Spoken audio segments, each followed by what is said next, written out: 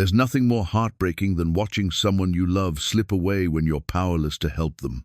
In the village of Blackmoor, 17-year-old Elara lies dying from a curse that has turned her skin green and is slowly stealing her soul. The village healers have given up. The priests say she's beyond saving. Her family can only watch as she fades away. Then a storm brings an unexpected visitor to their desperate village. Valric is a vampire lord who disappeared 100 years ago after terrorizing this same community. Now he's back, carrying the weight of his past sins and searching for redemption. When he sees the dying girl, she reminds him of someone he loved long ago. He knows a way to save her, but it will cost him dearly. Can a monster truly become a savior? Before we jump back in, tell us where you're tuning in from. And if this story touches you, make sure you're subscribed, because tomorrow I've saved something extra special for you. The village of Blackmoor had stood against the passage of time for over 3 centuries. Its cobblestone streets worn smooth by countless footsteps, and its timber-framed houses weathered to a silver grey that caught the morning light like ancient pewter. Nestled in a valley between rolling hills covered in dense oak and pine, the settlement had the look of a place that had seen both prosperity and hardship, where each generation had added their own layer to the tapestry of community life. The Blackwood Cross stood at the village centre, carved from the massive oak that had been felled when the first settlers arrived. The wood had darkened with age, and the intricate Celtic knots that adorned its surface seemed to shift in the flickering light of the oil lamps that burned perpetually at its base. Children had grown up hearing stories of how their ancestors had carried this cross through terrible winters and bountiful harvests alike, through plagues and celebrations, through times when faith was the only thing that kept despair at bay. On this particular autumn morning, the cross cast a long shadow across the marketplace where Elara Thorne should have been helping her mother select herbs for their evening meal. Instead, she lay in her narrow bed in the cottage behind her father's blacksmith shop, her breath coming in shallow gasps that barely disturbed the wool blanket pulled up to her chin. Marcus Thorne set down his hammer and wiped the sweat from his brow with a leather apron that had been his father's before him. The sound of metal on metal had been the rhythm of his life for 37 years, but today each strike seemed to echo with a hollow ring that matched the emptiness in his chest. Through the small window that looked out toward the cottage, he could see his wife Isabella moving about their daughter's room with the quiet efficiency of a woman who refused to surrender to despair. "She's asking for you again," Thomas called from the doorway. At 14, the boy had grown tall over the summer, his shoulders beginning to broaden with the promise of his father's strength. But his eyes held a weariness that belonged to someone much older, the look of a young man who had been forced to confront the fragility of everything he held dear. Marcus nodded and set his tools aside. The horseshoe he had been crafting would have to wait. In the past weeks, he had learned that there were things far more important than the steady rhythm of his trade. The cottage smelled of chamomile and lavender, herbs that Isabella had hoped might ease their daughter's suffering. Sunlight filtered through curtains that had been sewn with love and care, creating patterns on the wooden floor that Elara had once traced, with her finger, during long afternoons, spent recovering from childhood ailments that now seemed laughably simple. Elara lay propped against pillows that her mother had embroidered with roses and ivy, symbols of love and fidelity that now seemed like prayers made, manifest in thread and cloth. Her skin, which had once held the healthy glow of a girl who spent her days helping in gardens and running errands through the village streets, now bore the unmistakable marks of the curse that was slowly consuming her life. Green veins traced delicate patterns across her arms and neck, not the healthy green of spring leaves, but the sickly hue of something that belonged in the depths of stagnant pools. Where the marks appeared, her skin felt cold to the touch, as if the very warmth of life was being drawn away by some invisible force.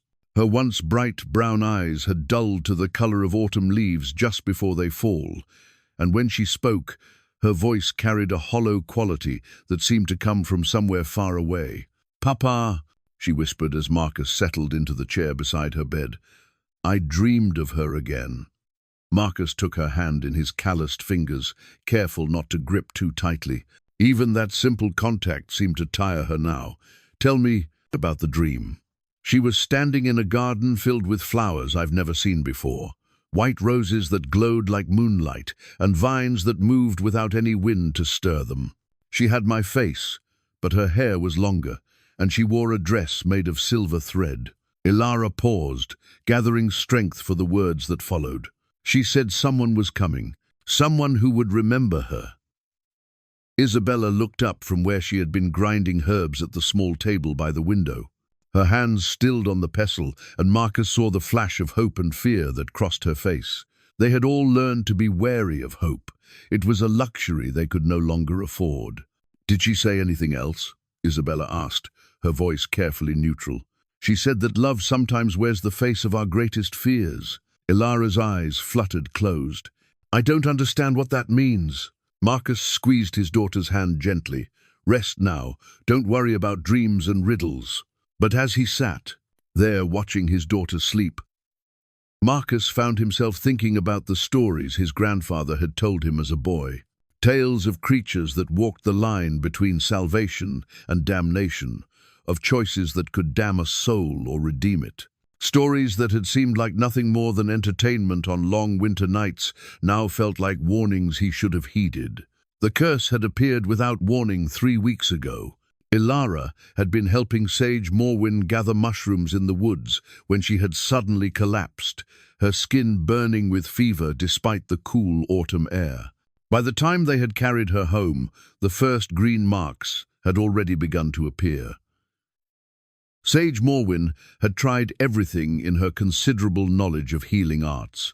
Poultices made from rare herbs, tinctures brewed under specific phases of the moon, even rituals that bordered on the forbidden. Father Benedict had led the entire village in prayer, calling upon saints both familiar and obscure to intercede. For the girl who had always been quick to help anyone in need, nothing had worked. If anything, the curse seemed to grow stronger with each passing day, spreading its influence through Elara's body, like ink through water. The green marks multiplied and darkened, and with them came a weakness that no amount of rest could cure. Elder Willem had consulted the ancient records kept in the village hall, scrolls and ledgers that documented everything from crop yields to births and deaths. What he had found there had done nothing to ease anyone's fears. The symptoms matched descriptions of a soul-binding curse, a form of dark magic so rare that most healers dismissed it as legend. According to the old texts, such curses were cast by practitioners of the blackest arts as a form of revenge that transcended death itself. The victim would fade slowly, their life force drawn away to feed some greater working of malevolent power. Worse still, the curse would not end with death. Instead, it would bind the victim's soul, preventing them from finding peace in whatever realm awaited beyond the veil of mortality. Father Benedict had initially dismissed such concerns as superstition, but as Elara's condition worsened, even his faith had begun to show cracks. He still led prayers for her recovery, but Marcus had noticed that the priest's words carried less conviction with each passing day. Faith, it seemed, was not immune to the corrosive effects of watching innocents suffer without cause. The village had rallied around the Thorn family, as they always did when one of their own faced hardship. Neighbors brought food and offered to help with the blacksmith shop so Marcus could spend more time at his daughter's bedside. Young mothers whispered prayers while their children played, and old women who had seen enough of life to know its cruelties sat with Isabella during the long hours when hope seemed furthest away.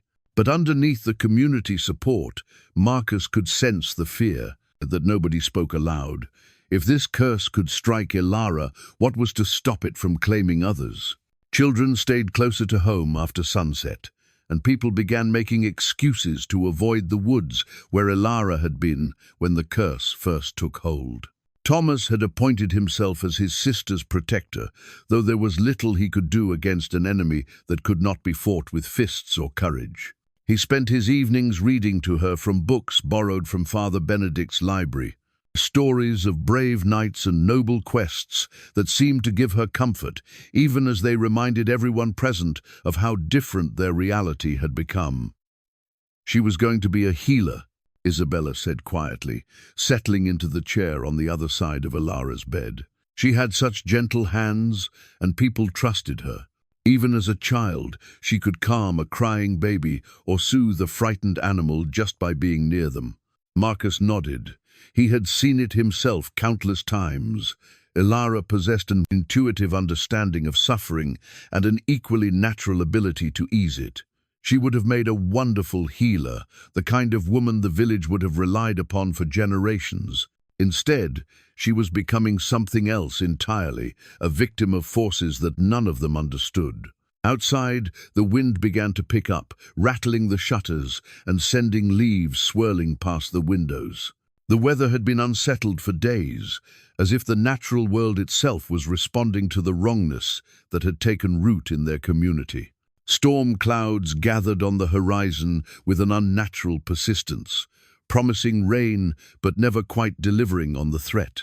As the afternoon wore on, more visitors came to pay their respects and offer what comfort they could. Sage Morwen arrived with another selection of herbs, though her expression made it clear she held little hope for their effectiveness. Captain Aldrich of the village guard stopped by to check on the family, his young face grave, with concern for the girl he had admired from afar since they were children. Each visitor brought news from the outside world, fragments of information about strange occurrences in neighboring villages and unsettling reports from travelers on the roads. Cattle had been found drained of blood near Millhaven. A merchant's wagon had been discovered abandoned on the forest road, its contents undisturbed, but its driver nowhere to be found. Children in Oakenford had been reporting nightmares about pale figures standing at their bedroom windows. Father Benedict dismissed such tales as the product of overwrought imaginations, but Marcus noticed that the priest had begun blessing more holy water than usual and had taken to carrying a silver cross that had belonged to his predecessor. Fear, it seemed, was spreading as surely as any contagion, carried from village to village by the same merchants and travelers who brought news of the outside world. As evening approached and the storm clouds finally began to release their burden of rain, Marcus found himself standing at the window, watching droplets race down the glass. Behind him, Isabella hummed a lullaby while she combed Elara's hair, the same song she had sung when their daughter was small and the world had seemed safe and predictable. The rain intensified, drumming against the roof with increasing urgency. Lightning flickered in the distance, illuminating the landscape in brief, stark moments that made familiar places seem strange and threatening. Thunder followed, rolling across the valley like the footsteps of some enormous creature walking among the hills. It was during one of these thunderclaps that Marcus first noticed the figure standing near the Blackwood cross. At first, he thought it might be one of the village guards making his rounds, despite the weather. But something about the way the figure stood perfectly still while rain lashed everything around him made Marcus look more closely. The stranger wore a dark cloak that seemed to absorb the lamplight rather than reflect it. He was tall and lean, with the bearing of someone accustomed to command, but there was something else about him that Marcus couldn't quite identify. An aura of age that had nothing to do with physical appearance, as if the man carried within himself the weight of far more years than any mortal frame should be able to bear.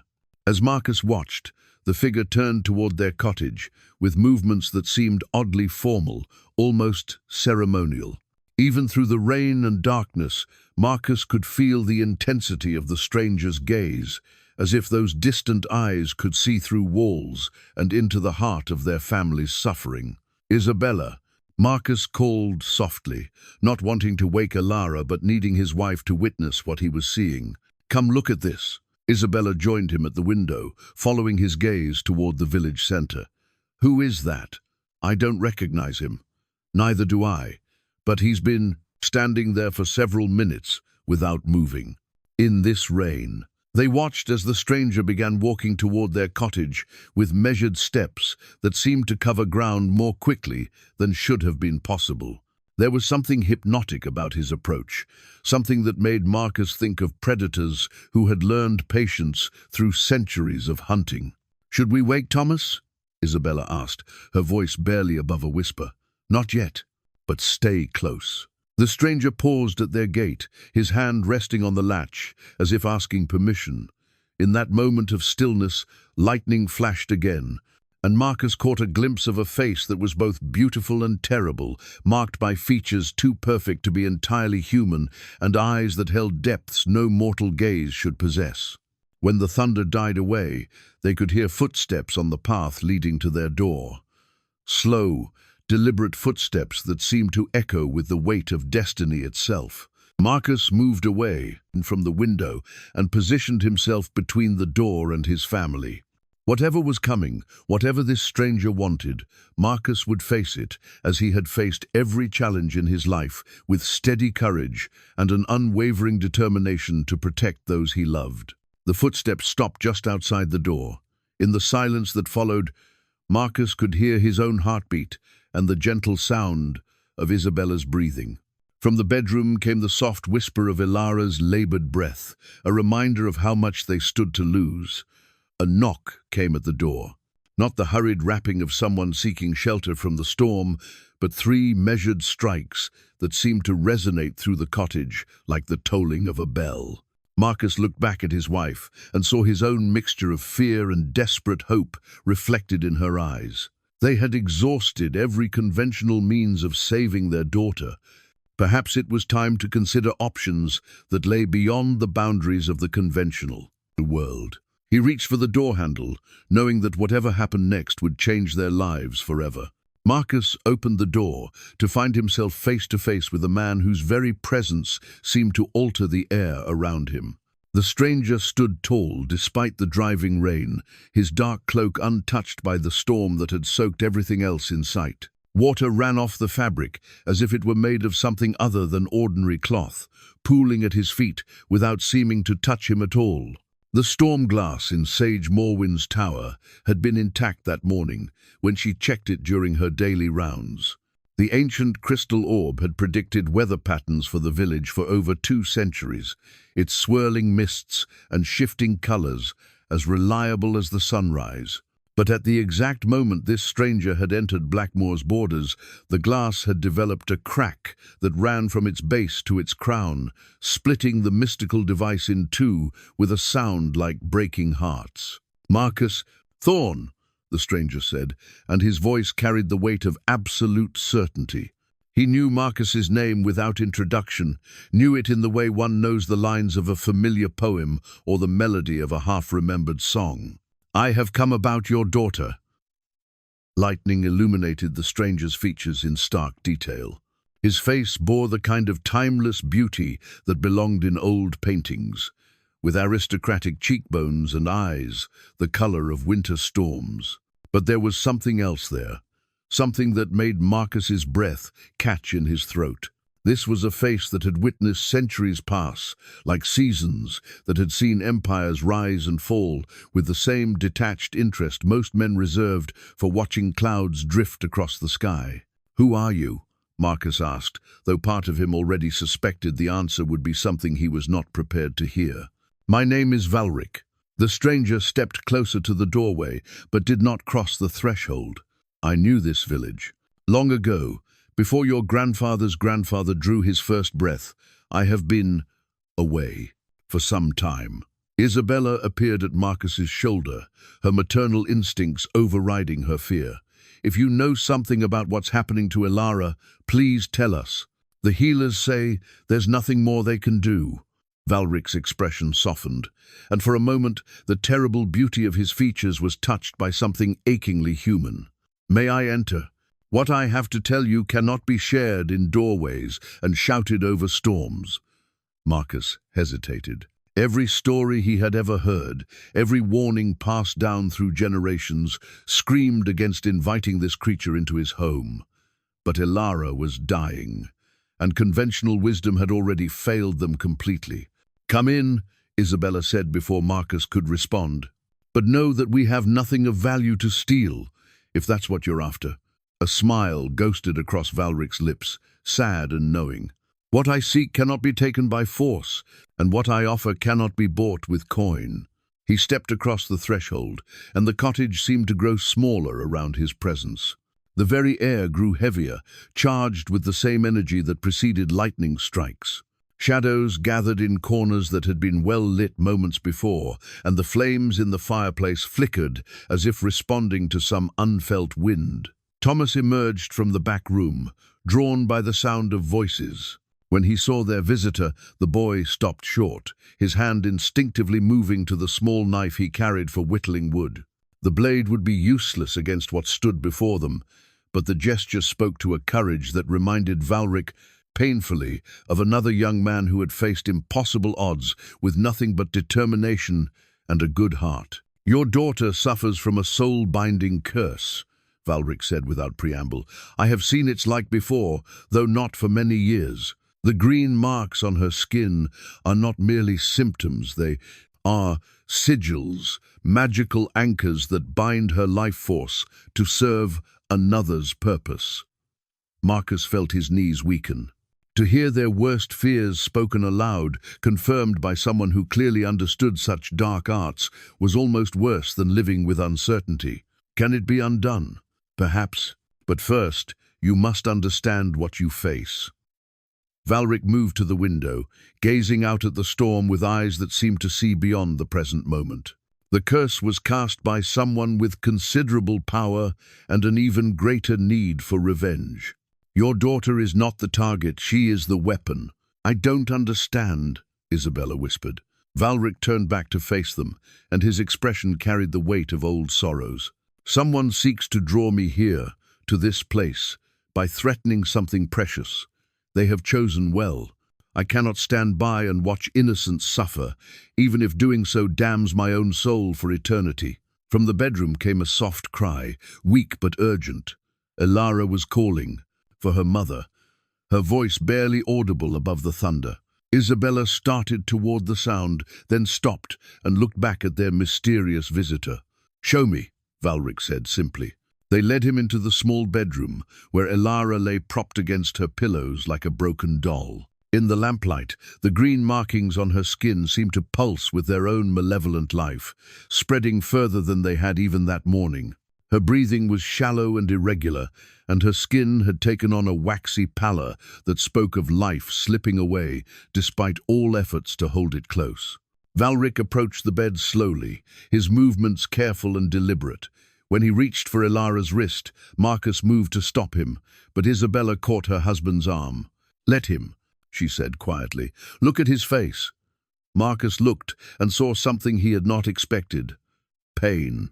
Raw, genuine anguish that transformed the stranger's perfect features into something achingly human. This was not the expression of a predator examining prey. This was the face of someone confronting his own deepest failure. Valric's fingers touched Elara's skin just above the green markings, and she stirred, her eyes fluttering open. For a moment, she looked directly at him, and her expression shifted from confusion to recognition, as if she were seeing an old friend rather than a stranger who had appeared from the storm. "You came," she whispered. "She said you would come, but I wasn't sure I believed her." "Who said I would come?" Valric asked, though his voice carried the hollow tone of someone who already knew the answer. "The woman in my dreams. She has your eyes." Valric pulled his hand away, as if Elara's skin had burned him. He stepped back from the bed, his composure cracking to reveal something raw and wounded beneath. "Tell me about these dreams," he said. Elara's voice was weak, but her words came with surprising clarity. "She stands in a garden that smells like moonflowers and shows me things that happened long ago. A castle with towers that touch the clouds. A woman with silver hair who could heal any wound with her touch. A man who loved her so much he forgot what it meant to be human." The silence that followed was broken only by the sound of rain against the windows and the distant rumble of thunder. Marcus watched their visitor's face cycle through emotions too complex to name recognition, grief, rage, and something that might have been hope. "Her name was Serafina," Valric said finally, "and I failed to save her when she needed me most." "The woman in the garden," Elara continued, her eyes never leaving Valric's face. "She said the curse can be broken, but only by someone who understands the price of true sacrifice. She said you would remember her, and that memory would give you the strength to do what must be done." Thomas stepped forward, his young face set with determination.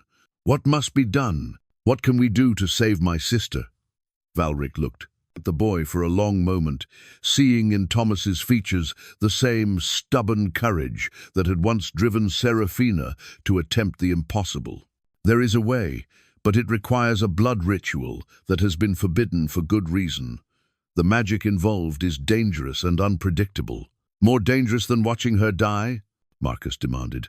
"That depends on how much you value my continued existence," Valric replied with bitter honesty.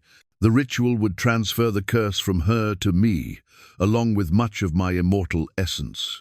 It might save her life, but it will certainly transform mine." Isabella moved closer to her daughter's bedside, her maternal instincts overriding every other consideration. "You would do that? For a girl you don't even know?" "I know her better than you might think," Valric said softly, "and I have debts that can only be paid through such service." Outside, the storm reached its peak intensity. Wind howled around the cottage like a living thing, and rain hammered against the roof with increasing fury. Lightning struck nearby, close enough to make the windows rattle and cast harsh shadows through the room. In that momentary illumination, Marcus caught sight of other figures moving through the storm, dark shapes that seemed to flow rather than walk, heading toward their cottage with purposeful intent. Whatever forces had set this curse in motion were not content to wait for its natural conclusion. "We're out of time," Valric said, following Marcus's gaze to the windows. "They come to ensure their harvest is not interrupted." "Who comes?" Thomas asked, moving protectively closer to his sister's bed. "Servants of the one who cast this curse. They will not allow me to interfere without a fight." Valric turned back to face the family, his expression grave but determined. "You must decide now. Will you trust a monster to save your daughter, or will you face whatever comes next alone?" Marcus looked at his wife, seeing his own desperate hope reflected in her eyes. They had exhausted every conventional option. Their daughter was dying, and traditional healing had failed them completely. From the bedroom came another soft cry, weaker than before. Elara was calling for them, her voice fading like the last light of sunset. Time was running out, and with it, any chance of saving the bright spirit who had brought such joy to their lives. "Tell us what you need," Isabella said firmly. "Tell us what we have to do." Valric reached into the folds of his cloak and withdrew a small crystal vial, no larger than his thumb. The memory vial caught the lamplight and seemed to hold it, swirling with colors that had no names in any mortal language. Within its crystalline depths, images moved like living paintings, fragments of moments preserved across the centuries with perfect clarity. "Before I ask you to trust me with your daughter's life," Valric said, holding the vial up so the family could see it clearly, "you must understand why I am willing to risk everything to save her." He uncorked the vial, and immediately the air in the cottage grew thick with the scent of roses and something else, something sweet and indefinable that spoke of love and loss in equal measure. The liquid within began to glow, casting dancing shadows on the walls as memories took shape in the air around them. The first image showed a young woman with hair like spun silver and eyes the color of summer skies. She moved through a garden where impossible flowers bloomed in eternal spring, her hands gentle as she tended to plants that seemed to thrive under her touch. Everything about her radiated warmth and compassion, the kind of natural grace that drew people like moths to flame. "Serafina," Valric whispered, and his voice carried the weight of centuries of longing. "She was a healer, in the truest sense, gifted with abilities that bordered on miraculous. Where others saw only sickness and suffering, she saw souls that needed mending. The memory shifted, showing the same woman standing beside a man whose features were unmistakably those of a younger Valric. In this vision, he appeared more human, his aristocratic bearing softened by genuine joy. They stood together in what appeared to be a grand castle, surrounded by gardens that stretched to the horizon. "I was not always what I am now," Valric continued, his eyes fixed on the swirling images. "I was born to nobility, heir to lands and titles that seemed to promise a life of comfort and purpose. But power corrupts, and I allowed my desire to protect those I loved to transform me into something monstrous." Marcus found himself drawn into the memories, despite his wariness. The images showed a progression that was both beautiful and terrible. Valric's transformation from mortal lord to something far more dangerous, his growing power matched by an increasing isolation from the humanity he had once cherished. "The curse that claimed Serafina was cast by a witch whose daughter I had wronged in my early years as a vampire," Valric explained. "I thought myself above consequence, believed that my newfound strength made me untouchable. I was wrong. The memories showed Serafina fighting the same green markings that now covered Elara's skin.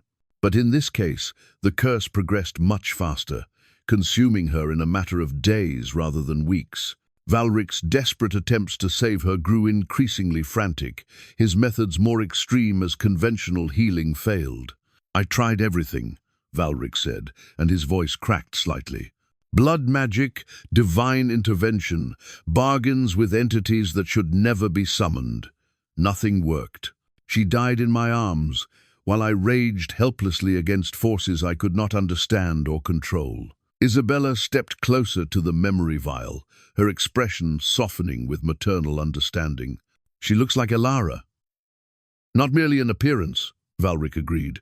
"There is something in the spirit, the way she approaches suffering without fear, the natural compassion that makes others trust her instinctively. When I saw your daughter lying here, marked by the same curse that claimed my beloved, I knew I had been given a chance to correct my greatest failure." Thomas moved to stand beside his mother, his young face serious with the weight of what he was witnessing. "You loved her."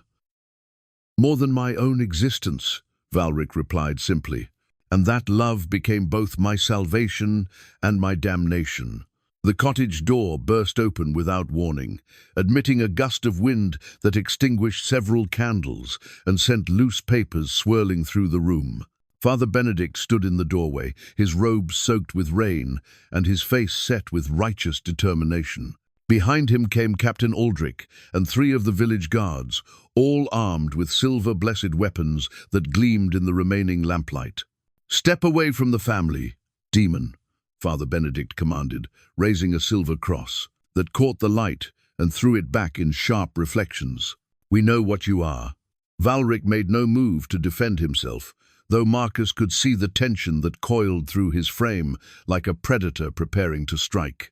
Instead, he carefully corked the memory vial and returned it to his cloak. "Father Benedict," Marcus said, moving between the priest and their unexpected guest. "This man says he can save Elara. This creature," Father Benedict corrected sharply, "is the very evil that plagued our ancestors generations ago. The records speak of Valric the Damned, whose reign of terror cost hundreds of lives before he was finally driven from these lands." Captain Aldrich stepped forward, his hand resting on the pommel of his silver-inlaid sword. The young man's face showed the conflict between his duty to protect the village and his obvious concern for Elara's welfare. "Marcus, you don't understand what you're dealing with. This thing cannot be trusted." "This thing," Valric said quietly, "has just offered to sacrifice his immortal essence to save an innocent girl. What have you offered, Captain, besides the comfort of watching her die surrounded by prayer and good intentions?" The accusation struck home, and Aldrich's face flushed with anger and shame. "At least, we don't make bargains with darkness." "Sometimes," Isabella said, her voice cutting through the tension like a blade, "darkness is the only force willing to stand against a greater evil. She moved to stand beside her husband, presenting a united front against the armed men in their doorway. Our daughter is dying while you argue about theology and ancient grudges. If this man can save her, then I will trust him over all of your prayers and silver crosses. From the bedroom came a sound that froze everyone in place, Elara's voice, weak but unmistakably distressed. She was calling for help, her words barely audible but filled with pain that cut through every heart present. Thomas pushed past the guards without regard for their weapons, rushing to his sister's side. His cry of alarm brought everyone crowding into the small bedroom, where they found Elara convulsing as the green markings spread visibly across her skin. The curse is accelerating, Valric observed with clinical detachment that masked deeper concern. Someone or something is feeding it additional power, forcing it toward completion ahead of schedule. Father Benedict knelt beside the bed and began reciting prayers in Latin, his voice strong and commanding. But the ancient words seemed to have no effect on the supernatural forces consuming Elara's life. If anything, the markings grew darker and more pronounced. "Your God is not listening," Valric said without malice. "This magic predates Christianity by thousands of years. It recognizes no authority save that which created it." "Then what do you propose?" Aldrich demanded, his professional training warring with his emotional investment in Elara's welfare. Valric looked around the room, taking in the faces of people torn between fear and desperate hope. "I propose we stop arguing about the nature of my soul and focus on saving hers. The ritual I described earlier requires specific components that must be gathered before dawn. Every moment we waste brings her closer to a fate worse than death." Marcus made his decision with the finality of a man who had weighed all options and found them wanting. "Tell us what you need." "A journey into the Whispering Woods," Valric replied, "to gather elements that exist only where the veil between worlds grows thin. It will be dangerous, and some of us may not return." "I'll go," Thomas said immediately. "As will I," added Captain Aldrich, though his expression made it clear he trusted Valric no more than before. Isabella looked at her convulsing daughter, then at the vampire who offered their only hope of salvation. "How long do we have?" "Until sunrise," Valric said grimly. "After that, the curse will be beyond any power to break." The soul compass lay in the center of Elder Willem's study, its brass surface tarnished with age, but its needle still sharp and true. The ancient device had been crafted by the village's first settlers, designed to point toward sources of supernatural corruption that might threaten their community. For 3 centuries, it had gathered dust on Willem's shelf, its purpose deemed obsolete by generations who had forgotten the darker truths about their world. Now, as the assembled villagers watched in tense silence, the compass needle spun wildly before settling into a steady point toward the northeast, directly into the heart of the Whispering Woods. "The curse originates there," Sage Morwen said, her weathered fingers tracing symbols in an ancient text she had retrieved from the village archives. "These markings match descriptions of soul-binding magic, but there are variations I've never seen before. Someone has modified the original spell, made it more powerful and more cruel." Elder Willem adjusted his spectacles and leaned closer to examine the compass. At 73, he had seen enough of life to recognize when ordinary explanations fell short. "How long has the corruption been growing in those woods?"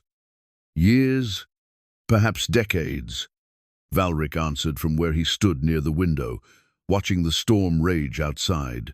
"Soul-binding curse require extensive preparation. The caster must first corrupt the land itself, turning it into a reservoir of malevolent energy that can sustain such powerful magic."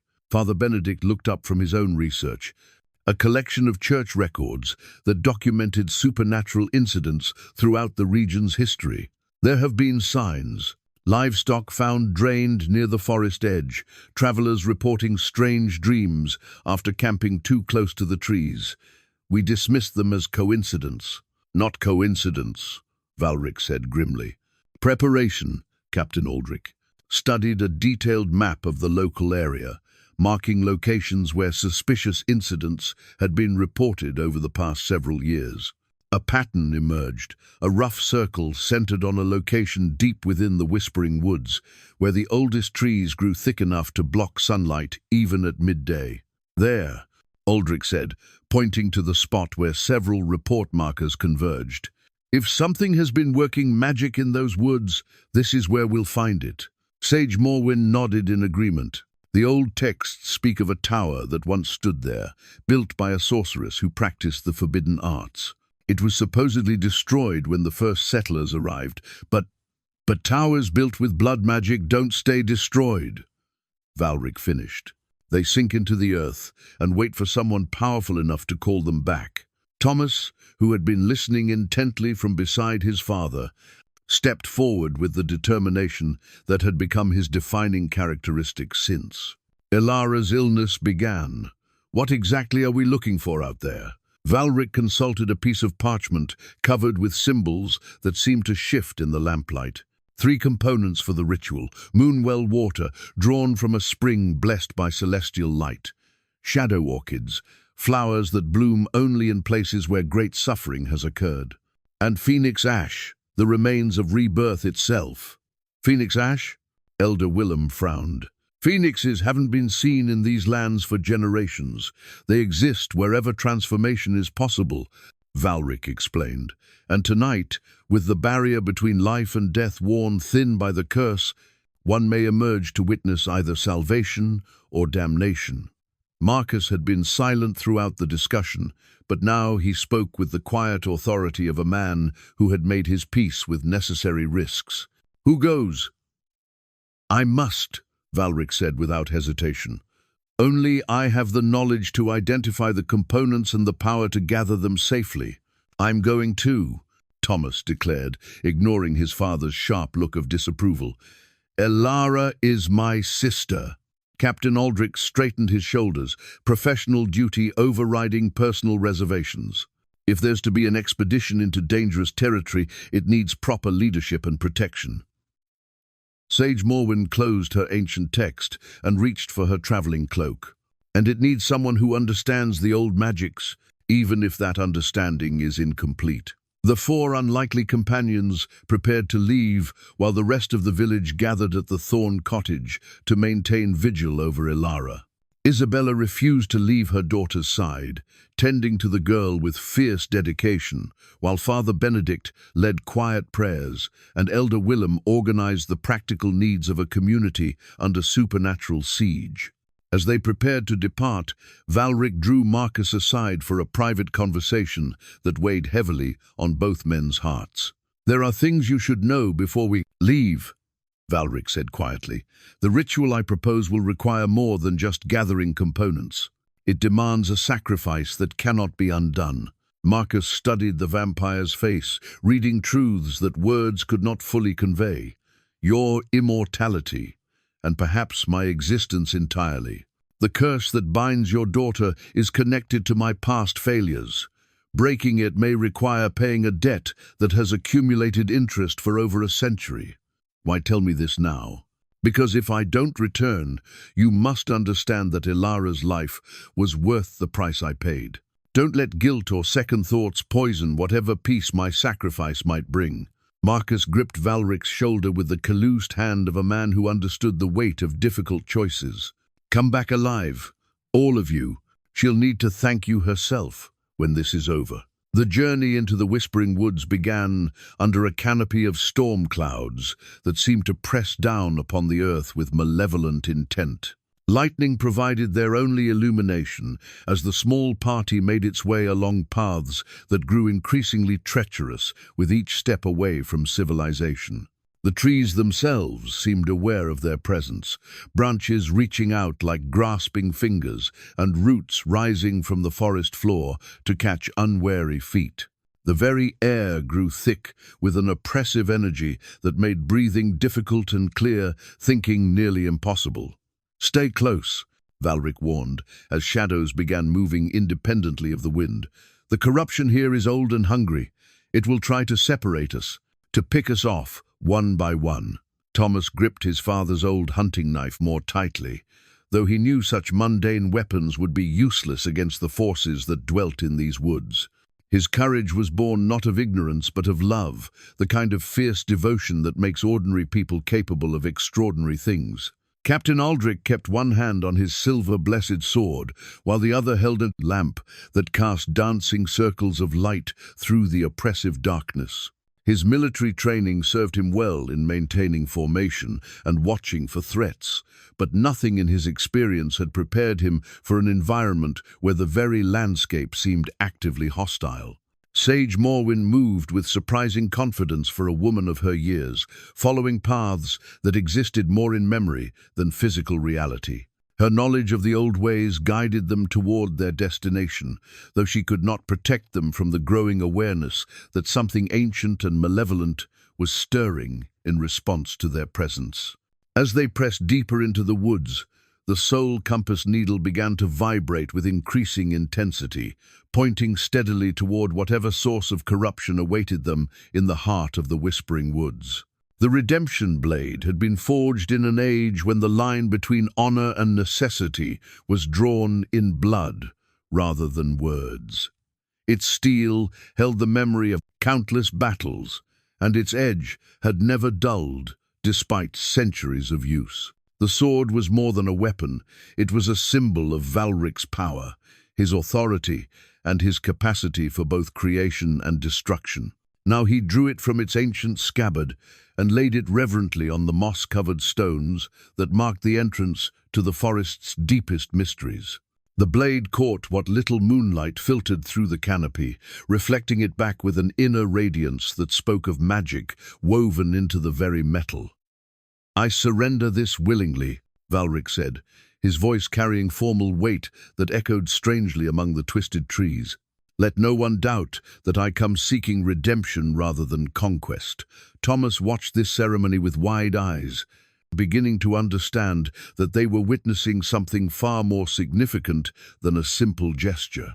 The vampire was performing a ritual of atonement, acknowledging past sins while demonstrating his commitment to a different path. Captain Aldrich felt his hand instinctively move toward his own sword, professional instincts warring with growing respect for the creature he had been taught to fear. "You're making yourself vulnerable. I have been vulnerable since the moment I chose to care about your sister's fate," Valric replied, looking directly at Thomas. "Power without conscience is merely destruction waiting to find its target. True strength lies in knowing when not to use force." Sage Morwen approached the surrendered blade and spoke words in a language that predated the village by millennia. The ancient syllables seemed to sink into the forest floor like water into parched earth, and in response, the oppressive atmosphere lifted slightly. Whatever malevolent intelligence watched their progress had taken note of Valric's sacrifice. They pressed deeper into the woods, following paths that existed more in instinct than memory. The trees grew larger and more twisted as they proceeded, their bark scarred, with symbols that hurt to look at directly. Overhead, branches intertwined so thickly that day and night became meaningless concepts, leaving them dependent on Valric's supernatural senses and Sage Morwen's accumulated wisdom. The first component they sought revealed itself in a clearing where starlight managed to penetrate the canopy. The moonwell appeared as a perfect circle of still water, its surface reflecting stars that weren't visible in the clouded sky above. The water glowed with its own soft luminescence, and when Valric knelt to fill a crystal vial, the liquid sang with harmonics that resonated in their bones. "Moonwell water," Sage Morwen confirmed, consulting texts that seemed to write themselves as she watched. "Blessed by celestial forces and untouched by earthly corruption." One component secured. But their presence had not gone unnoticed. As they prepared to continue their search, shapes began moving in the darkness between the trees. Not quite animal, not quite human. These forest spirits had been corrupted by years of exposure to the malevolent magic that poisoned their home. Their eyes glowed with hunger that had nothing to do with physical sustenance. "Stay together," Valric warned, though he no longer carried the weapon that had been his constant companion for centuries. They feed on fear and isolation, show neither, and they cannot touch you. Thomas found his courage tested as the spirits circled their small group, their movements accompanied by whispers in languages that had been forgotten before his ancestors learned to work metal. The boy's hand trembled on his knife, but his voice remained steady. "What do they want?" "To drag us into the same corruption that claimed them," Captain Aldrich answered, his military training helping him maintain formation despite the supernatural threat. "They were probably forest animals once, before the curse began its work. The spirits tested their defenses with probing attacks, sudden rushes that stopped just short of contact, voices that called from the darkness using the names of loved ones, illusions designed to separate the companions and make them easier prey. But the group held firm, their shared purpose creating a bond stronger than the fear that sought to divide them. As they moved through increasingly hostile territory, Valric found himself confronting memories he had spent decades trying to suppress. These woods had witnessed some of his darkest acts during the years when hunger and rage had driven his actions. Trees still bore scars from battles where his victims had tried desperately to escape his pursuit. "I killed a family near here," he said quietly, as they paused to rest beside a stream that ran red in the moonlight. "A merchant, his wife, their 2 children. They were traveling to visit relatives and had the misfortune to camp where I could smell their warmth." Thomas looked at the vampire with a mixture of horror and something that might have been understanding. "Why are you telling us this?" "Because redemption requires acknowledgement of what needs to be redeemed. I cannot ask you to trust me if I pretend to be something other than what my actions have made me." Captain Aldrich studied Valric's face in the dim light, searching for signs of deception or manipulation. What he saw instead was a kind of naked honesty that made his previous certainties seem childish. "What changed? What made you stop?" "Serafina," Valric answered simply. "She showed me that strength could be used to heal rather than harm, that immortality was meaningless without something worth preserving. When I lost her, I lost the part of myself that had learned to hope." Sage Morwen discovered the second component in a grove where the trees grew in unnatural formations, their trunks twisted into shapes that suggested endless agony. Shadow orchids bloomed here, their petals so dark they seemed to absorb light rather than reflect it. The flowers grew from soil that had been watered with tears and fertilized with suffering, their beauty terrible and perfect. "Great pain has occurred here," the sage observed as Valric carefully harvested the delicate blossoms. "Not just death, but the kind of anguish that leaves permanent marks on the spiritual landscape." "My victims," Valric confirmed. "Their final moments are preserved in these flowers. Another debt that comes due tonight." The shadow orchids whispered as he gathered them, their voices carrying the last words of people who had died, believing no one would remember their names or mourn their passing. Valric listened to each whisper, accepting the weight of memory as part of the price he must pay for the chance to save Elara. As they prepared to search for the final component, the forest around them began to change. The corruption that had twisted the landscape for so many years was stirring, responding to their presence and their purpose. Whatever intelligence had cast the original curse was becoming aware that its careful plans were being challenged. The hunt for Phoenix Ash would take them to the very heart of the Whispering Woods, where the ancient tower waited like a wound that refused to heal. The curse mirror emerged from the ruins of the ancient tower like a black wound in the earth itself. Fashioned from volcanic glass and framed in silver that had been tarnished beyond redemption, the mirror reflected truths too terrible for most souls to bear. Its surface showed not physical appearance, but the essential nature of whatever stood before it, the accumulated weight of choices, the scars left by both suffering and inflicting suffering, the light or darkness that dwelt at the core of every being. As Valric approached the ancient artifact, his reflection revealed layers of corruption that centuries of existence had carved into his soul. But there, Beneath the darkness flickered something unexpected, a spark of light that had never been, entirely extinguished, growing brighter as his commitment to redemption deepened. "Look here," Sage Morwen called, from where she knelt beside the mirror's base. The ancient woman's voice carried a mixture of wonder and horror as she traced symbols carved into the mirror's silver frame. "These markings, they're not just decorative, they're a binding spell, connecting this mirror to another soul." Thomas moved closer, though something in his heart warned against looking too closely into the cursed glass. "Whose soul?" "Elara's," Valric said, his voice heavy with understanding. "The mirror shows her reflection, even though she lies dying miles away. The curse isn't just draining her life force, it's using her soul as a lens to focus the witch's resurrection." In the mirror's depths, they could see Elara as she truly was at that moment. Her physical form lay weakening in her cottage bed, but her spiritual essence blazed with an inner fire that the curse couldn't fully suppress. Green tendrils of malevolent magic wrapped around her like chains, but they couldn't penetrate to the core of her being, where something precious and inviolate continued to shine. "She's fighting it," Captain Aldrich observed, his military eye recognizing the signs of a battle being waged on multiple fronts. "Whatever strength she has left, she's using it to resist."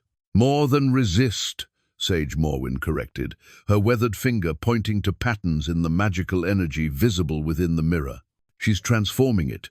The curse was designed to corrupt and consume, but her spirit is purifying what it touches." Valric stared at the image of Elara's soul fire, seeing in it an echo of the same pure strength that had once drawn him to Seraphina. "She's not just a victim. She's become part of the solution, whether she realizes it or not." Back in the village, the vigil continued around Elara's bedside. Isabella refused to leave her daughter's side, maintaining a constant stream of gentle conversation, as if her voice alone could anchor Elara's spirit to the world of the living. Father Benedict led prayers that had evolved from formal recitation to genuine pleading, his faith tested but not broken by the supernatural crisis that had engulfed their community. Elder Willem organized the practical aspects of the siege they now faced, posting guards and ensuring that supplies were distributed fairly among the families who had taken refuge in the larger buildings. The village had drawn together in the face of the unknown, old grievances set aside in favor of mutual protection. But even as the community united, cracks began to show in their resolve. Some villagers whispered that they should never have trusted the vampire, that his presence had brought down a curse upon them all. Others argued that only desperate measures could address desperate circumstances, that conventional solutions had already proven inadequate. The arrival of 3 riders from the regional church hierarchy threatened to shatter the fragile consensus entirely. These were not local priests who had grown up knowing the village's unique challenges, but inquisitors trained to see supernatural threats in absolute terms. They rode with the authority of distant bishops and the certainty of men who had never been forced to choose between theological purity and the life of someone they loved. Captain Aldrich's lieutenant met the inquisitors at the village boundary, but their leader, a stern man named Brother Matthias, brushed aside local objections with the imperious manner of someone accustomed to unquestioned obedience. "Where is the creature that calls itself Valric?" Brother Matthias demanded as he strode into the cottage where Elara lay dying. "We have come to cleanse this place of supernatural corruption." "He's gone into the forest," Isabella replied, her maternal instincts making her protective of anyone who offered hope for her daughter's recovery. "He's trying to gather what he needs to break the curse." "There is only one way to break such a curse," Brother Matthias declared, producing a vial of blessed oil and beginning to anoint Elara's forehead despite her family's protests. "Through purification by holy fire, the girl's soul must be released from its earthly bonds before the corruption can claim it." "You're talking about murder," Marcus said, his blacksmith's strength evident in the way he positioned himself between the Inquisitor and his daughter's bed. "I won't let you kill her in the name of salvation. Better a clean death than eternal damnation," Brother Matthias replied, with the cold certainty of absolute faith. The creature you have allowed into your midst seeks to bind her soul to his own, to create a union of darkness that will corrupt everything it touches. Father Benedict found himself caught between loyalty to church hierarchy and genuine care for his parishioners. Brother Matthias, perhaps we should wait to see what develops. If there's a chance to save the girl without compromise with evil, Brother Matthias cut him off. Have you forgotten your vows, priest? Have you forgotten that our duty is to the eternal welfare of souls, not the temporary comfort of flesh? In the forest, the expedition felt the spiritual turmoil through their connection to the curse mirror. Elara's soul fire flickered as competing forces pulled at her weakening essence, the Inquisitor's well-meaning but misguided intervention threatening to accomplish what the curse had not yet managed. "We're running out of time," Valric observed, his supernatural senses picking up the distress signals that emanated from the village like ripples through still water. If they perform their purification ritual, they'll destroy the very soul we're trying to save. The search for Phoenix Ash became increasingly urgent as they pressed deeper into the tower's ruins. The legendary substance could only be found where death and rebirth intersected, where transformation occurred at the deepest possible level. Such places were rare, and locating them required a combination of knowledge, intuition, and desperation that pushed the companions beyond their normal limitations. Sage Morwen consulted texts that seemed to write themselves as she read, ancient wisdom adapting to present circumstances in ways that challenged everything she thought she knew about the nature of magic. The Phoenix Ash will manifest when the conditions are right, when someone faces a choice between destruction and transformation and chooses the harder path. As if summoned by her words, a disturbance in the air above the tower ruins announced the arrival of something magnificent and terrible. Fire without heat, light without warmth, the presence of the phoenix made itself known through changes in the fundamental nature of reality itself.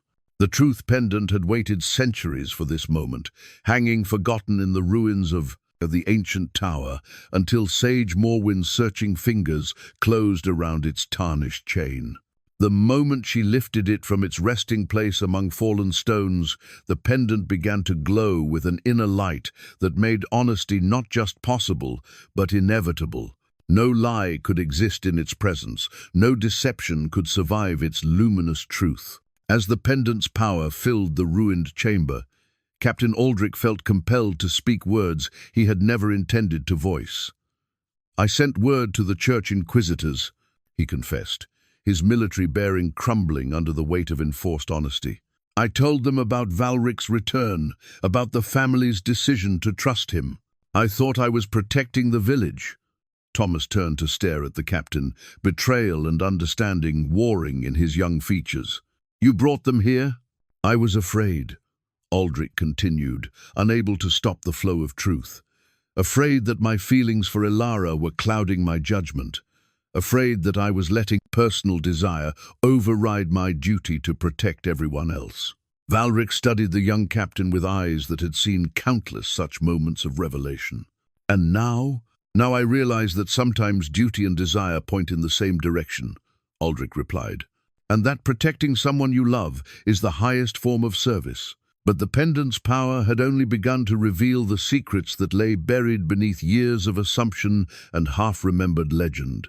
As Sage Morwen held it higher, its light fell upon Valric himself, and the truth it revealed struck everyone present like a physical blow. "Elara is not simply similar to my lost love," Valric said, the words torn from him by the pendant's irresistible influence. "She is Seraphina, reborn through magic so profound that it transcends death itself." The silence that followed was broken only by the sound of Thomas dropping his knife, the blade clattering against stone, as he struggled to process the implications of this revelation. "That's impossible," he whispered. "The witch who cursed Seraphina was more cruel than I understood," Valric continued, his voice heavy with the weight of centuries-old grief. "She didn't simply kill my beloved, she trapped her in an eternal cycle of reincarnation. doomed to live brief lives that would always end in suffering while I remained powerless to save her. Sage Morwen's ancient texts suddenly blazed with new passages, words appearing on previously blank pages as the pendant's truth-compelling magic unlocked secrets that had been hidden even from the most dedicated scholars. "The cycle of sorrow," she read aloud, "a curse that binds two souls across multiple lifetimes, ensuring that love becomes the instrument of endless torment." Images began forming in the air around the pendant, memories drawn not from Valric's preserved vials, but from the deep structure of reality itself. They saw Seraphina's first death, the witch's terrible pronouncement that love would become eternal loss. The magic that ensured her soul would find new flesh, only to lose it again and again. "How many times?" Thomas asked, though he dreaded the answer. "7 lifetimes over 4 centuries, Valric replied. "Each time I found her too late, arrived just as the curse reached its completion. Each time I watched her die while being powerless to prevent it. But this time is different," Sage Morwen observed, studying the magical patterns that swirled around them. "This time you arrived while there was still hope of intervention." The pendant's light revealed another truth, one that changed everything about their understanding of the situation. In its glow, they could see the spiritual connections that bound all present souls together, threads of light that spoke of relationships spanning multiple lifetimes. Thomas gasped as he recognized his own spiritual signature intertwined with those of his sister and parents. He had been part of this cycle, playing different roles in different lifetimes, but always connected to Seraphina's fate. Sometimes brother, sometimes friend, sometimes protector, but always present when she needed him most. "The family bonds," Valric said, understanding flooding his features as he looked at Marcus and Isabella. "They're not coincidence either. Seraphina's soul draws the same protective spirits to itself in each lifetime, creates the same web of love and support that gives her strength to resist the curse's full power." Captain Aldrich stared at his own spiritual threads, seeing connections that explained the instant recognition he had felt upon meeting Elara, the protective instincts that had driven him to become the village guard despite his noble birth. "I've loved her before. Many times," Valric confirmed. "In each lifetime, someone loves her enough to die for her. But love alone has never been sufficient to break the cycle." The pendant's truth-revealing power showed them why this lifetime was common, different. For the first time in 4 centuries, Valric had arrived not as a desperate lover seeking to prevent loss, but as a creature capable of genuine sacrifice. His centuries of exile and suffering had transformed him from someone who loved possessively into someone who loved redemptively. The witch's mistake, Sage Morwen realized, her scholarly mind grasping the implications faster than the others. She designed the curse to feed on selfish love, on the desire to possess and keep. But redemptive love, love that seeks only the beloved's welfare, even at the cost of one's own existence, that's something she never anticipated. The pendant revealed one final truth that struck Valric like a darn physical blow. Deep within its light, they could see the witch's spirit, still bound to her revenge after all these centuries. But she was not the distant enemy they had imagined. She was present, here, now, working through the very inquisitors who threatened to destroy Elara in the name of salvation. "Brother Matthias," Valric breathed, "she's possessed the Inquisitor, using his righteousness as a weapon to complete her work. If he performs the purification ritual, Elara's soul won't be saved. It will be delivered directly to the witch's power." The urgency of their situation intensified beyond anything they had previously imagined. Not only were they racing against the curse's natural progression, but they now faced an enemy who had infiltrated the very forces that claimed to offer salvation. Thomas grabbed his fallen knife and headed for the chamber's exit. "We have to get back to the village. Now." "Wait," Valric called, the truth pendant's power still compelling complete honesty. "There's something else you must know." The ritual I described, transferring the curse to myself, it won't just make me mortal, it will bind Elara's soul to mine across all remaining lifetimes. What does that mean? Aldrich demanded. It means that if I succeed, she will be free of the reincarnation cycle, but we will be connected for eternity. In every life she lives from this point forward, she will remember me, remember this choice. She will never be entirely free to love someone else without the memory of what I've done for her. The weight of this revelation settled over the group like a physical burden. Valric was not just offering to save Elara's life, he was offering to bind their souls together in a way that would echo through eternity, creating a new kind of imprisonment, even as it freed her from the old. That's not salvation, Thomas said slowly. That's just a different kind of curse. Unless, Sage Morwen said, her ancient mind working through possibilities that existed at the very edge of magical theory, unless the ritual is performed not by one person, but by all who love her. If everyone who has played a part in this eternal drama contributes to the working, the binding effect might be shared among all participants. Valric stared at her, hope and fear warring in his immortal features. A collective sacrifice? A collective choice, she corrected. Everyone who loves Elara must willingly accept a portion of the spiritual burden, must choose to be connected to her across lifetimes. The witch's curse draws its power from isolation and selfish possession. Our counter-curse would be powered by community and selfless devotion. The plan that emerged from their discussion was audacious in its scope and unprecedented in its magical requirements. Instead of a single vampire's sacrifice, they would attempt something that had never been tried, a ritual binding that would create a spiritual family strong enough to protect one of its members across all future lifetimes.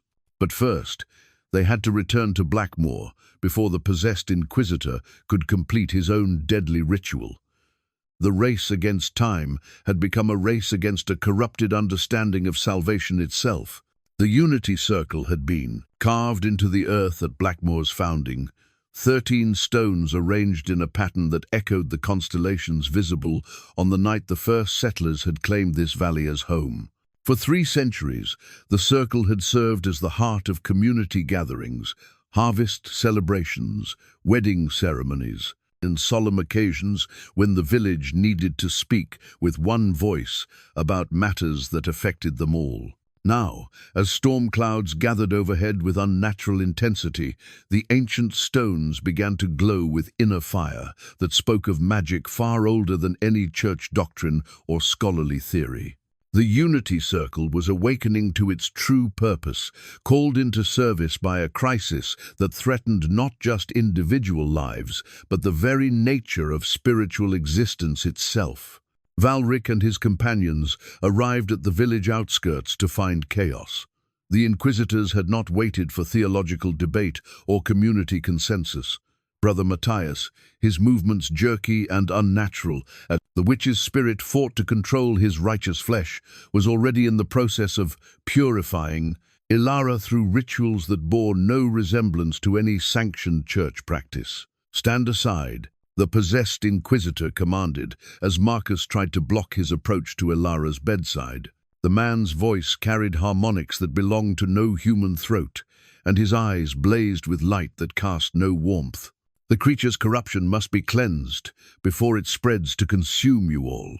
Isabella positioned herself as a shield over her daughter's weakened form, her maternal courage making her formidable despite her lack of physical strength.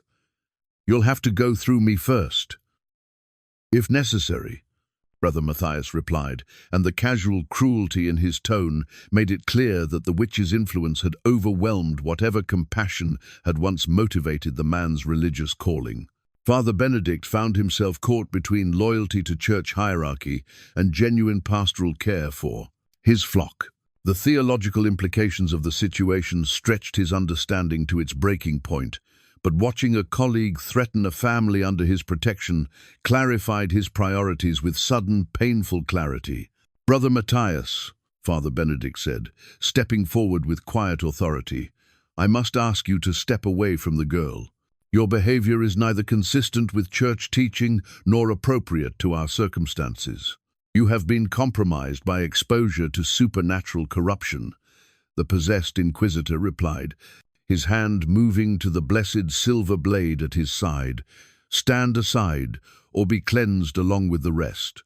The confrontation might have escalated into violence, but Thomas burst through the cottage door at that moment, followed closely by Captain Aldrich, Sage Morwyn, and Valric himself.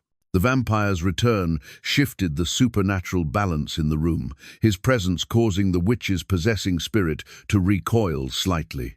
"Matthias," Valric said, addressing not the man, but the ancient malevolence that controlled his actions. "I know you're in there, witch. After all these centuries, we meet again." Brother Matthias turned toward Valric, with movements that belonged to a marionette controlled by inexpert hands.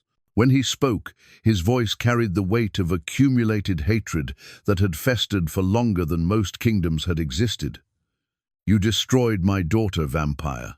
Sweet Lyanna, barely 16, who never harmed a soul until you made her your plaything and discarded her like refuse." "I remember Lyanna," Valric said quietly, and the admission carried more pain than any elaborated apology.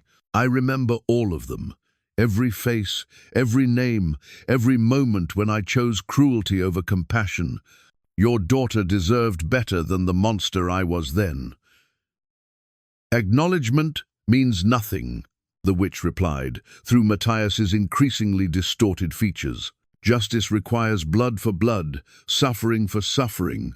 I have spent 400 years perfecting this revenge, ensuring that you would experience the same helpless agony that consumed me when I held my daughter's broken body." Sage Morwyn stepped forward, the truth pendant still glowing in her weathered hands. "But revenge has consumed you more completely than grief ever could. Look at what you've become, a creature of pure malevolence, no different from the monster you seek to punish. The pendant's power forced honesty, even from supernatural entities, and the witch's response came laden with reluctant self-awareness. Perhaps, but my transformation serves a purpose. His will serve only as a warning that some sins are too great for redemption. No sin is beyond redemption if the sinner is willing to pay the full price for forgiveness," Father Benedict declared, surprising everyone, including himself, with the strength of his conviction. "That is the central promise of the faith you mock through your possession of my colleague." Elder Willem had spent the time since the expedition's departure organizing the village's response to their supernatural crisis. Now he stood in the cottage doorway, with representatives from every family in Blackmoor, each person carrying something that connected them to their shared community tools, heirlooms, symbols of the lives they had built together in this place. "We've made our choice," Willem announced. "All of us, together." The villagers filed into the cottage and out toward the unity circle, creating a procession that spoke of unanimous decision rather than mob mentality. These were people who had weighed the cost of their choice against the alternatives and found those alternatives unacceptable. Valric watched the community mobilization with growing amazement. "You understand what you're volunteering for.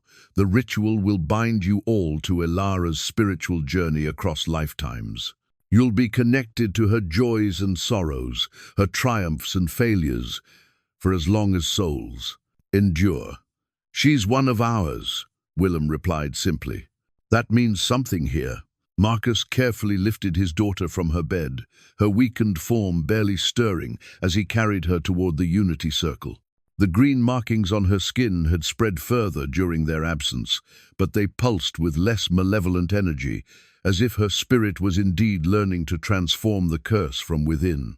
The journey to the unity circle became a formal procession, with each villager taking a position that spoke to their role in the community's spiritual life.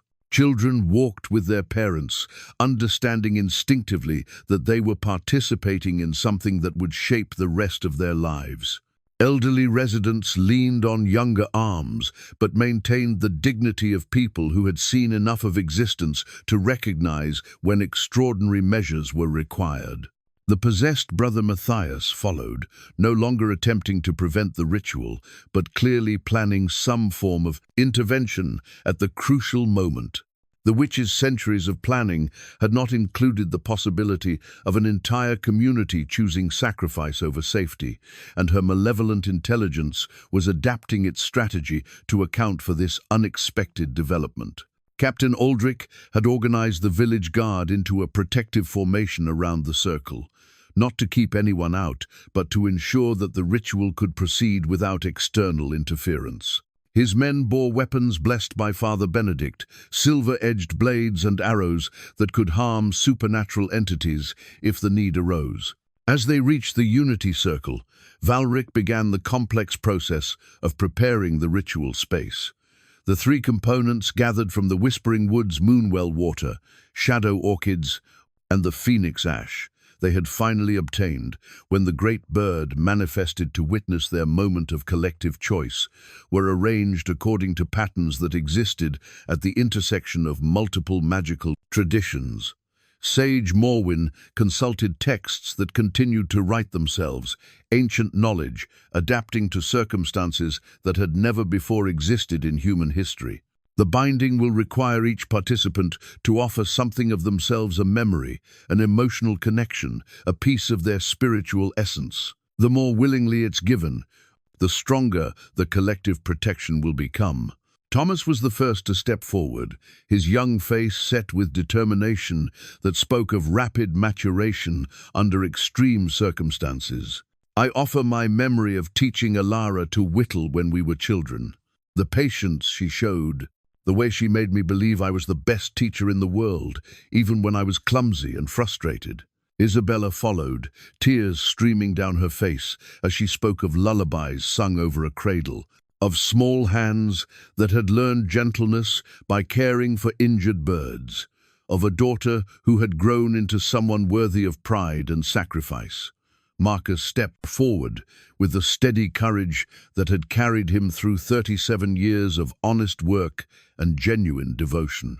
He spoke of teaching Elara the value of creating rather than destroying, of showing her how strength could be used to build rather than tear down. One by one, the villagers added their offerings to the growing web of spiritual connection. Father Benedict contributed his memory of blessing Elara as an infant, of watching her grow into someone who embodied the compassion his faith proclaimed. Captain Aldrich offered his love, freely given without expectation of return, along with his commitment to protect what was precious regardless of personal cost. Elder Willem spoke for the community as a whole, offering the village's collective commitment to remember and honor the choice they were making. Even the children contributed, their innocent offerings of friendship and shared play, adding threads of pure light to the magical working.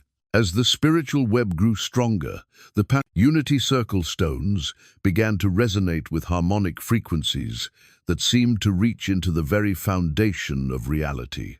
The ritual was becoming something unprecedented, not just a magical working, but a collective statement about the nature of love and sacrifice that challenged fundamental assumptions about how such forces operated.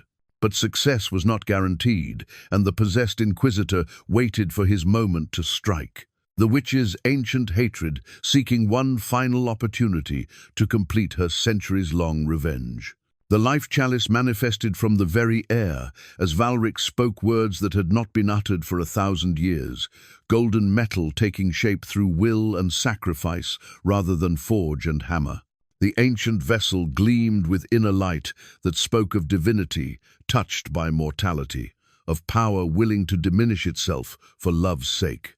As it solidified in Valric's hands, the chalice sang with harmonics that resonated in the bones of every person present. "This cup will hold my immortal essence," Valric explained, as he positioned himself at the Unity Circle's center, where Elara lay on a bed of shadow orchids that released their dark fragrance into the storm-charged air.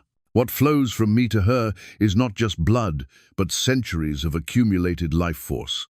It should be sufficient to break any curse, no matter how deeply rooted." Brother Matthias circled the ritual space like a predator seeking weakness, the witch's possessing spirit growing stronger as the ceremony approached its crucial moment. His movements had become increasingly unnatural, limbs bending in ways that spoke of supernatural control, overriding human anatomy. "You think your little community gathering changes anything?" The witch spoke through Matthias's distorted features. "4 centuries of planning cannot be undone by sentiment and good intentions. Watch and learn otherwise," Valric replied, drawing the silver blade that had once belonged to his fallen sword. The metal caught moonlight and threw it back, transformed, each reflection carrying the weight of his commitment to redemption. He pressed the blade to his wrist, and immortal blood began to flow into the life chalice. The liquid that filled the cup was not the dark crimson of mortal blood, but something that shifted between silver and gold, carrying within it the accumulated experience of centuries spent learning the difference between existing and truly living. The village defenders, led by Marcus and Captain Aldrich, formed a protective circle around the ritual participants. Their weapons gleamed with Father Benedict's blessings, silver-edged steel that could harm supernatural entities. But their true strength lay not in metal but in unified purpose, ordinary people standing together against forces that threatened everything they held dear. As Valric's life force filled the chalice, his centuries-old strength began to ebb visibly. His perfect features grew more human, lines appearing where none had existed before. The terrible beauty that marked him as a creature beyond mortal limitation gave way to something more vulnerable, more real. "Drink," he whispered to Elara, lifting the chalice to her barely conscious lips. "Let my accumulated years purchase your freedom." The first drops of the transformed essence touched Elara's tongue, and immediately the green markings on her skin began to fade. Where the curse had drawn dark patterns of possession, Valric's sacrifice painted new designs in light that spoke of protection rather than predation. But the witch had not spent 400 years perfecting her revenge, only to watch it unraveled by a single act of nobility. Brother Matthias suddenly broke past the defensive circle, moving with supernatural speed that his human frame should not have possessed. "If I cannot have my revenge through slow suffering," the witch snarled through his mouth, "then I will take it through quick destruction." The possessed inquisitor raised his silver blade, aiming not at Valric, but at Elara herself. If he could not corrupt her soul through the curse, he would claim it directly through death, ensuring that Valric's sacrifice would be meaningless. Thomas threw himself between the blade and his sister, his young courage making him willing to die for the family bonds that connected them across lifetimes. But Captain Aldrich moved faster, his military training combining with love to create reactions quicker than thought. The captain's sword intercepted Brother Matthias's descending blade, silver ringing against silver as 2 different kinds of consecration met in violent conflict. The impact sent sparks through the air that burned with their own inner fire, each spark a small prayer made manifest through desperate action. Father Benedict joined the struggle, grappling with his possessed colleague while reciting exorcism rites that drew their power from genuine faith, tested by impossible circumstances. "I cast you out," he declared, with authority that surprised everyone, including himself. "By all that is holy and compassionate, I cast you out." The witch's spirit fought back with centuries of accumulated malevolence, but she discovered that hatred, no matter how refined, could not stand against love freely chosen and courageously expressed. The unity circle stones began to crack under the spiritual pressure, but they held, their ancient purpose finally fulfilled. Sage Morwen raised the truth pendant high, its light cutting through supernatural darkness like a blade made of honesty itself. "See yourself as you truly are," she commanded the possessing spirit. "See what your revenge has made of you." The pendant's power forced the witch to confront her own transformation, to acknowledge how completely the pursuit of vengeance had corrupted her original grief. She had become the very evil she sought to punish, a creature of malevolence, indistinguishable from the monster she hunted. Elara stirred, her consciousness returning as Valric's essence continued to flow into her weakened form. The green markings were fading rapidly now, replaced by patterns of light that spoke of soul-deep healing. Her eyes opened, brown depths that carried the wisdom of multiple lifetimes, suddenly accessible to her conscious mind. The phoenix feather materialized in the air above the unity circle as Elara's transformation reached its crucial moment, a single plume of fire made manifest that carried within it the essence of rebirth itself. The feather descended slowly, its supernatural flames casting dancing shadows while generating no heat, and where it touched the life chalice, the vessel's golden surface erupted in patterns of light that spoke of magic older than recorded history. "I remember," Elara whispered, her voice carrying harmonics that belonged to lifetimes of experience suddenly made accessible. "I remember all of them, all the lives, all the deaths, all the love that connected us across centuries of separation." She sat up with strength that defied her recent weakness, the last traces of green curse markings vanishing like shadows before dawn. But more than physical healing had occurred. Her eyes now held depths that spoke of accumulated wisdom, of a soul that had finally been allowed to remember its full journey through multiple incarnations. The witch's spirit, still possessing Brother Matthias, let out a shriek of rage that shattered windows throughout the village. Her carefully crafted revenge was unraveling, 4 centuries of planning undone by the simple power of love, willingly shared among a community that refused to abandon one of their own. "No," the ancient malevolence screamed through Matthias's tortured throat. "She must suffer as my daughter suffered. She must know the agony of loving what she cannot keep." But Elara looked at the possessed inquisitor with eyes that carried not fear but compassion, seeing beyond the supernatural hatred to the broken mother who had never learned to grieve properly. "Your daughter, Liana," she said softly, "she forgave him long ago. She's been waiting for you to do the same." The phoenix feather's flames suddenly flared brighter, and in their supernatural light, another figure became visible, a young woman with features that echoed the witch's own, translucent and glowing with inner peace. Liana's spirit had been drawn to this moment of potential resolution, offering her mother what she had sought through centuries of vengeance. "Mother," Liana's spirit said, her voice carrying the gentle authority of one who had found peace beyond the reach of earthly pain. "Let it end. Let us both find rest." The sight of her daughter's spirit struck the witch with force greater than any physical blow. Through Matthias's possessed form, she reached out toward the apparition with movements that spoke of desperate longing mixed with profound shame. "I destroyed myself to avenge you," the witch whispered. "I became a creature of pure hatred, thinking it would honor your memory." "Hatred never honors love," Liana replied sadly. "It only creates more suffering. Choose forgiveness, mother. Choose peace." Valric, weakened by his sacrifice but still conscious, struggled to his feet and approached the possessed inquisitor. "I cannot undo what I did to your daughter," he said directly to the witch. "But I can offer you what I should have offered centuries ago, genuine repentance and whatever service might ease the pain I caused." The phoenix feather's flames intensified, creating a cleansing fire that burned away deception and left only truth.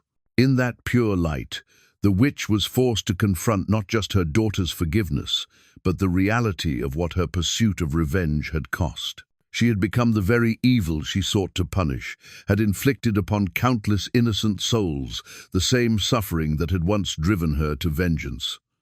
"I am lost," she whispered through Matthias's lips. "I have gone too far into darkness to find my way back." "No one is lost if they truly choose to return," Father Benedict declared, his faith strengthened by witnessing genuine spiritual transformation. "Redemption is always possible for those who seek it with honest hearts." The phoenix feather began to burn with white-hot intensity, offering the witch a choice that would define her eternal fate. She could continue her pursuit of vengeance, binding herself forever to the hatred that had consumed her, or she could accept the forgiveness her daughter offered and find the peace that had eluded her for 4 centuries. Brother Matthias collapsed as the witch's spirit left his body, her possessing influence finally withdrawn. The man gasped for air like a drowning swimmer reaching the surface, his own consciousness returning as the supernatural corruption was burned away by the phoenix's purifying flames. The feather's fire suddenly expanded, engulfing the entire unity circle in flames that healed rather than harmed. Every person present felt the touch of transformative power. Old wounds, spiritual and physical, beginning to mend under the influence of magic that sought to create rather than destroy. Elara rose from her bed of shadow orchids, her body completely healed and her spirit whole for the first time in 7 lifetimes. The curse cycle was broken not through individual sacrifice, but through collective love. The village's willingness to share spiritual burden, creating a protection stronger than any individual power. "The binding is complete," Sage Morwen announced, her ancient texts finally showing pages filled with new knowledge. "But it connects all of you as guardians and protectors, not as prisoners. Love, freely chosen, creates freedom rather than bondage." The witch's spirit, finally released from centuries of self-imposed torment, began to fade into peaceful light. She looked once more at Valric, and her expression carried forgiveness that transformed them both. "Thank you," she whispered, as she joined her daughter in whatever realm awaited beyond the veil. "Thank you for showing me that even the greatest hatred can be overcome by genuine love." The phoenix feather completed its work and dissolved into sparks that drifted through the air like fallen stars, each one carrying blessings that would protect Blackmoor for generations to come. The new dawn bell rang across Blackmoor for the first time in over a century, its bronze voice carrying notes of celebration rather than mourning as Father Benedict pulled the rope with hands that trembled from joy rather than fear. The ancient bell had been cast during the village's founding, blessed with prayers for hope and renewal, but decades of supernatural threat had made such celebrations seem like dangerous temptations of fate. Now, 3 months after the night that changed everything, the bell's song announced that hope had not only survived, but triumphed. Elara stood in the cottage doorway that had once framed her deathbed, but now she radiated health and purpose that drew people to her like flowers turning towards sunlight. Her hair caught the morning breeze as she worked at her healer's table, grinding herbs with the same gentle precision that had marked her touch, even as a child. The green stains were gone from her skin, replaced by a warm glow that spoke of a soul finally at peace with its long journey through multiple lifetimes. "Another headache remedy for Elder Willem," she said to her mother, wrapping the prepared herbs in clean cloth with movements that carried the confidence of someone who had found her true calling. "He says the old aches don't trouble him as much since that night, but I think he enjoys having an excuse to visit." Isabella smiled as she watched her daughter work, marveling at how completely the curse's effects had been reversed. Elara moved with new grace, as if her body had finally learned to contain the wisdom her soul had accumulated across 7 lifetimes. But more than physical healing had occurred. The girl who had once been afraid of her own shadow now faced each day with quiet courage that inspired everyone who knew her. The sound of hammer on anvil rang from the blacksmith shop, but the rhythm was different now. 2 men worked the forge, where once there had been only one, and their coordination spoke of partnership rather than mere employment. Valric had adapted to mortal limitations with surprising grace, his aristocratic bearing softened by honest labor that gave him purpose beyond the pursuit of power. "The church commission should be finished by evening," Valric called through the workshop's open door, his voice carrying the satisfaction of a craftsman who took pride in his work. "Father Benedict wants the new altar rail blessed before Sunday service." Marcus wiped sweat from his brow and nodded approvingly at the intricate metalwork taking shape under their combined efforts. The vampire's supernatural strength was gone, but his centuries of experience had given him skills that translated well to mortal crafts. More importantly, the work provided him with a way to serve the community that had accepted his transformation. "You've got steady hands for someone learning the trade," Marcus observed with the generous spirit that had made him willing to share his workshop with a former predator. "I had a good teacher," Valric replied, and the simple honesty in his voice spoke of how completely his priorities had changed. "Besides, I've had plenty of time to practice patience." Thomas emerged from the cottage, carrying a bundle of linens that needed mending, his young face serious with the responsibility that had become his defining characteristic. At 15, he had grown into someone the village could depend upon, his protective instincts channeled into practical service that benefited everyone. "Elara wants to know if you'll be joining us for the evening meal," Thomas said to Valric. "Mother's making the honey cakes you mentioned liking." It had become a daily ritual, this gathering around the Thorn family table, where once there had been only fear and desperation. Valric's transformation from monster to family friend had not happened overnight, but it had happened completely. His genuine desire for redemption proven through consistent service rather than grand gestures. Captain Aldrich approached the cottage with the measured stride of someone who had found peace with unfulfilled love, his uniform bearing the signs of recent patrol through the village's expanded borders. The supernatural crisis had taught Blackmoor that isolation was not safety, and the guard now maintained regular contact with neighboring communities that faced their own challenges. "Any word from Millhaven?" Isabella asked, as Aldrich joined the group gathered in the cottage's common area. "Their livestock problems have resolved completely." Aldrich reported with satisfaction that went beyond professional duty. Whatever corruption was affecting the region seems to have lifted entirely. The ripple effects of that night's resolution had spread far beyond Blackmoor's borders, healing wounds that communities had learned to accept as permanent fixtures of rural life. Travelers reported fewer supernatural encounters on the roads, and children in distant villages slept better without nightmares of pale figures at their windows. Father Benedict arrived carrying the afternoon's correspondence, his face bearing the contentment of a man whose faith had been tested and proven stronger for the experience. The theological challenges posed by vampire redemption had forced him to examine his beliefs more deeply, and what he had found there was a foundation sturdy enough to support even the most extraordinary circumstances.